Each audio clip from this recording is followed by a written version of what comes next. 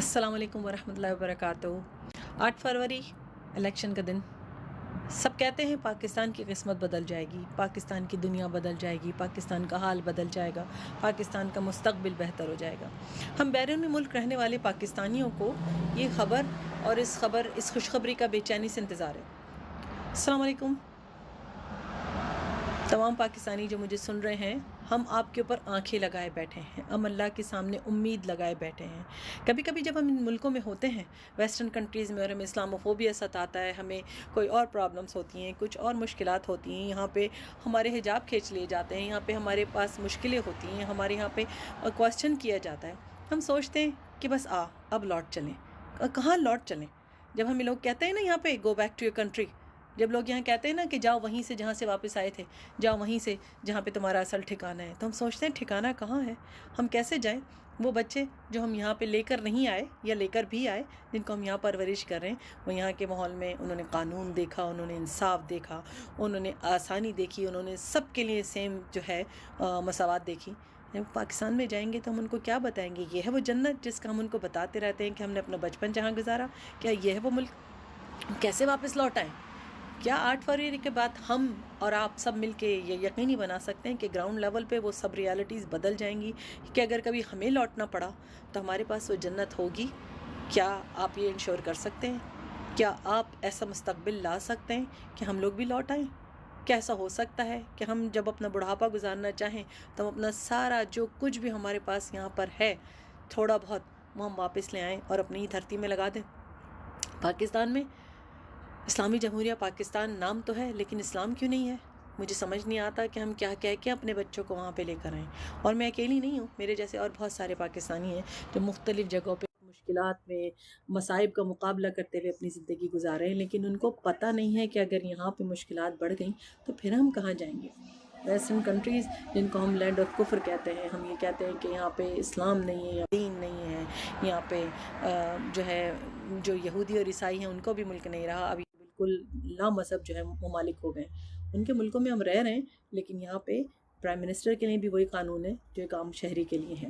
یہاں پہ سڑک پہ چلتے ہوئے مذہب کو بھی اسی طرح ٹریفک سگنل پہ رکنا ہے جس طرح ایک سفیر اور مشیر اور وزیر کو رکنا ہے۔ یہاں پہ اگر کوئی کسی کھمبے کو ٹکر مار دے گا تو چاہے وہ کوئی بھی، اس کی چالان ہو جاتا ہے۔ ہماری میئر کا چالان ہو چکا ہے یہاں پہ۔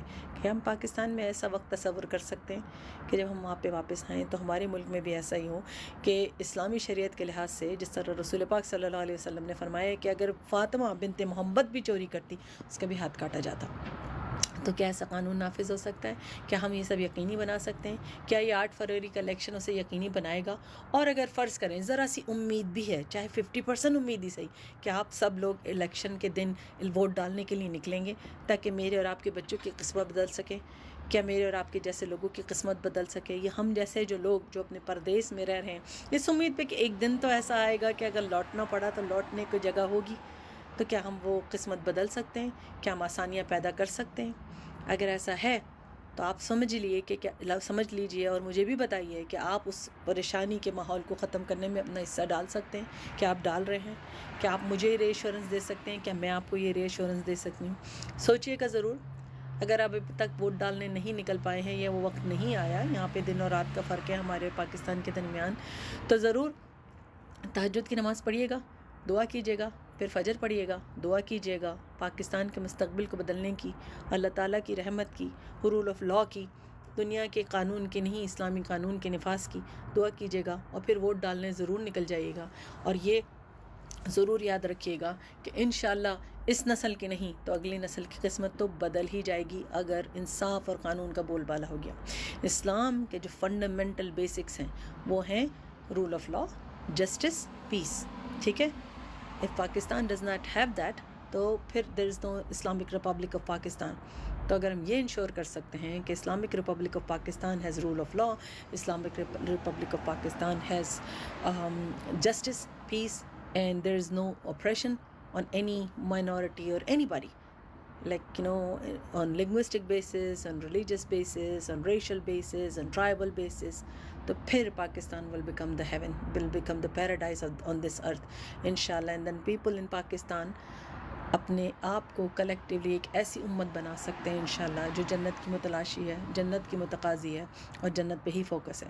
ضرور ہمیں دعا میں یاد رکھیے گا، ہم آپ کو دعا میں یاد رکھ رہے ہیں، اور ضرور یاد رکھیے چاہے کچھ بدلے یا نہیں بدلے، چاہے آپ کو نا امیدی بھی ہو بدلنے کے بارے میں، ووٹ ضرور ڈالیے گا، اور اسی جماعت کو ووٹ ڈالیے گا جو آپ کو بتاتی ہے کہ ایاک نعبد و ایاک نستعین، اور بے شک ہم اللہ ہی سے مدد مانگتے ہیں، اللہ ہی سے رجوع کرتے ہیں، اور ہم اللہ ہی کی طرف لوٹ جانے والوں میں سے بھی ہیں۔ تو ہم ایسے نہیں ہیں کہ ہم اللہ کو مانتے ہیں اور امریکہ سے مدد مانگتے ہیں، ہم اللہ کو ہی مانتے ہیں اور اللہ ہی سے مدد مانگتے ہیں۔ یہ بات یاد رکھیے، 17 بار دن بھر میں 17 رکعت میں ہم یہی پڑھتے ہیں نا، سورہ فاتحہ مسٹ ہے، اس کے بغیر نماز ہی نہیں ہوتی اگر سورہ فاتحہ نہ ہو، تو ہر سورہ فاتحہ میں 17 بار، 17 کی 17 دفعہ ہم یہی آیت ضرور دہراتے ہیں سورہ فاتحہ میں، ایاک نعبد و ایاک نستعین۔